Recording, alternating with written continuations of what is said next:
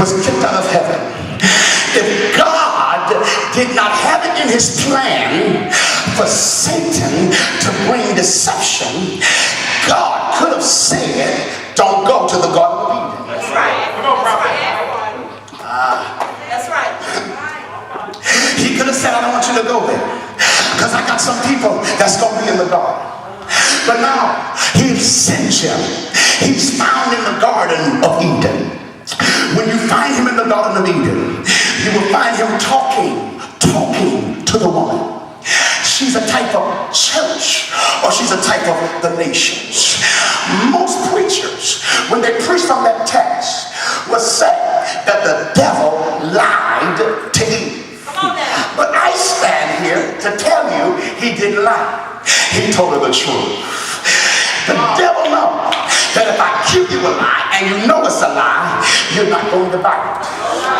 But if I can give you a truth and you're going to think it's truth, you're going to buy it. Now somebody said, now wait a minute, preacher, you got to explain yourself. He did lie. He did not lie. God is in the spirit. The devil is operating in the flesh.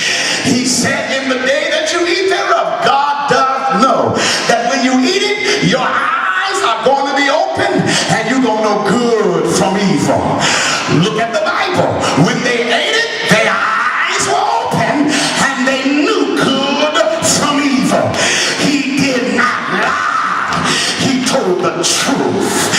How many of you understand that there's a lot of preachers that will preach to you in the flesh?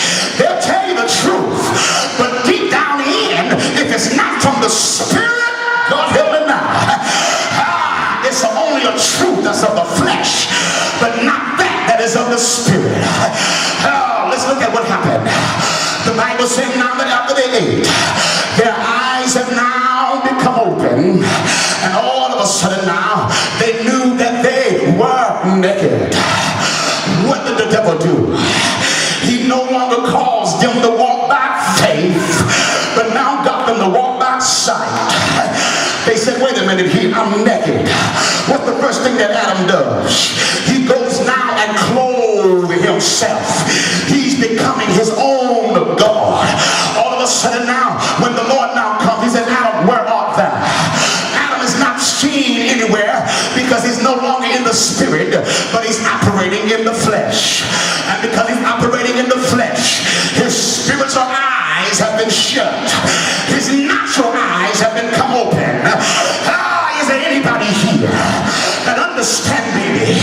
You gotta be careful what your natural eyes look at. You gotta be careful that your natural eyes don't create a desire in you that's not of God. Because if you walk by what you see, how do you know it'll make you not pray? It'll make you forget about fasting. It'll make you not want to study the scripture. You will go after the money. You will go after the blessing instead of going after the blessing. But high five your neighbor up in here and tell your neighbor, say, neighbor, it's time that I be blind so that I can see. Is there anybody here that understands that that's what Jesus said with the church of Laodicea? He said, you guys are rich, but yet you are wretched. He said you are rich, but yet even though you're rich, you don't even know that you're blind. He said, ask me for some eyesight so that I can open up your eyes. Look at your neighbor and tell your neighbor, say, neighbor, oh neighbor, oh I know y'all don't want this, but I don't care. I come to preach the gospel. Is there anybody here that will recognize that in this day and hour that we live in now, you got to get to the place that you go back to your first love? But when you find Jesus in the book of Revelation, he's not in the church. But how many of you know he's outside of the church? He's knocking, trying to come back in over the church that he bought with his own blood. Is there anybody here that understands it? That it's time to go back to that old first love. How many of you know it's time to go back and let God give his glory back in the house? We church. How you gonna have church where Ichabod is? No wonder why folks ain't getting up out the wheelchair. Wonder why devils ain't being cast out. Most of our services is nothing but lectures, trying to pat you on the back and make you feel good. The gospel was never intended to make you feel good. It comes to make you mad. It comes to upset you. It comes to break you in your heart, so that you say, Lord, forgive me for my shortcoming. I come to tell somebody up in here that God said that I'm looking for some Hezekiahs. When you understand Hezekiah, the Bible said it, that when Hezekiah began to reign, that the first thing he began to do was begin to tear down the high places. He began to tear down the graves. He began to tear down the idol worship. They've taken the brazen altar on the snake of fire, the serpent of fire, that was from the Old Testament, when God told the children of Israel that if you've been bitten by a snake, if you look upon the fiery serpent, that you will live. But now they had to take that and begin to worship that, just like the children of Israel had begun to worship the ark, because they felt like that the ark had become God. So that's why we went in the battle. Instead of worshiping the God of the ark, the Bible said that he allowed the Philistines to come now and take the ark. But they begin to get to the place and they begin to worship the thing more than the creator. How many of y'all understand it? You can't have a pastoral religion. I'm saved because my pastor. I love my pastor. I ain't playing hating. That's all good. But you gotta fall in love with God. God, he's the only one that'll put you in hell or up in the heavens. He said, many in that day is gonna say to me, Lord, haven't I cast out devils in your name? Haven't I prophesied in your name? Haven't I healed the sick in your name? But the Bible said that he will profess to them that I said, I never knew you. I never knew you. You didn't work the work of iniquity.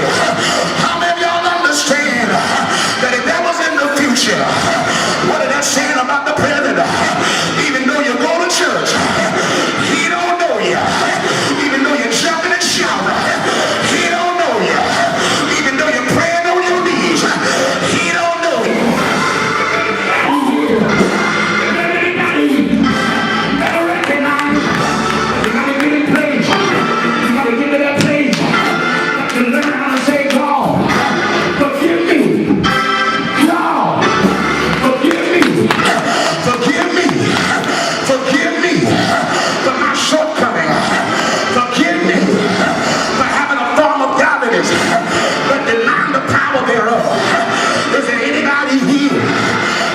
Understand that it's not time to be cute. I said it's not time to sit like you're dignified, but it's time to say, Lord, search my heart, and whatever you find that's not like you, take it out of me. David said it, create in me a clean heart, renew in me a right spirit. Here that understand folks in the church are complacent.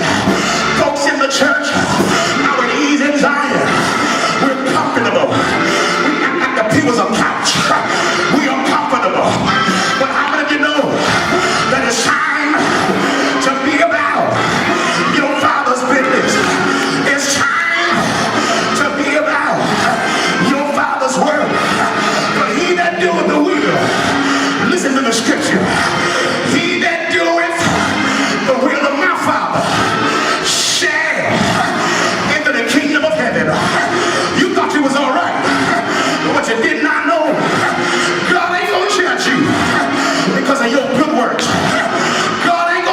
you.